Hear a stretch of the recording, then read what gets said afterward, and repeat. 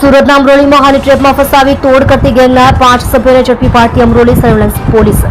સુરતના અમરોલીમાં હની ટ્રેપ કેસમાં વેપારીને ફસાવીને ₹40,000ની માંગ કરતા 5 આરોપીની પોલીસે ધરપકડ કરી છે.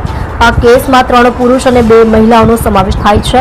વેપારીને મહિલાએ સોશિયલ મીડિયા થકી ફસાવ્યો હતો અને એક ફ્લેટમાં નકલી ક્રાઇમ બનીને ₹4,000નો તોડ પણ કર્યો હતો.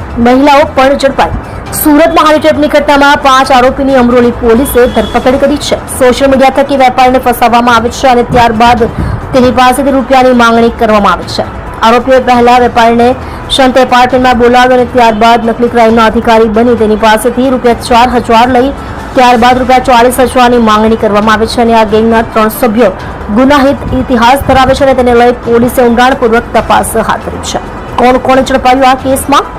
આ હની ટ્રેપની વાત કરવામાં આવે તો રાજુ ગુજારિયા, રાજુ કાથરોટિયા, વિજય માળી, તેજલ ઉર્ફે જાનવી, ઋત્વિકા ઉર્ફે ઋતુની પોલીસે ધરપકડ કરી છે.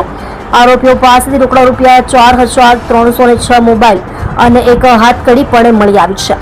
અગાઉ પણ ટોળકીએ કોઈને લૂંટ્યા છે કે નહીં તેને લઈ પોલીસે તપાસ હાથ ધરી છે. 3 આરોપીઓ ચોરીના કેસમાં પણ ઝડપાઈ ચૂક્યા છે. પોલીસે મોબાઈલના ચેટના આધારે સમગ્ર ઘટનાની તપાસ હાથ ધરી છે. 30 માર્ચ 2024ના રોજ પણ હની ટ્રેપની ઘટના શહેરમાં હની ટ્રેપનો વધુ એક બનાવ સામે આવ્યો હતો. પાલના જૈન વેપારીને ઘરમાં જૈન મંદિર બનાવવાનું કહીને ઘરે બોલાવ્યો. મહિલાએ ત્યારે કપડાં ઉતાર્યા. તે જ સમયે બહારથી 3 લોકોએ આવીને પછી ફસાવી ₹17 લાખ તોડ કર્યો હતો. તોડ પાડવાની આ પેરવી આગળ વધારતા વેપારીએ પોલીસમાં ફરિયાદ કરતા આખો મામલો સામે આવ્યો હતો.